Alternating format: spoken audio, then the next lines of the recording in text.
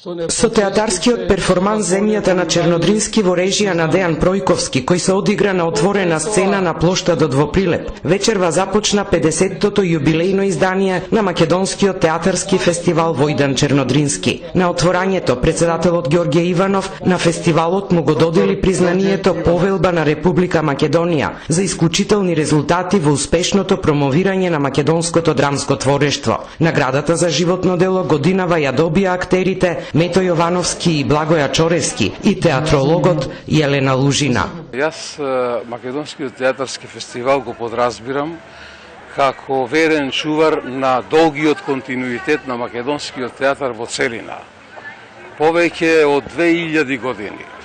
Значи, континуитет изграден, истраен и долговечно чуван. Манифестацијата ќе трае до 19 јуни, а во официјалната програма се 13 представи кои ќе конкурираат за награди, додека во рамките на придружните манифестации секоја вечер ќе има полноќни представи, промоции на театарски изданија, како и изложби.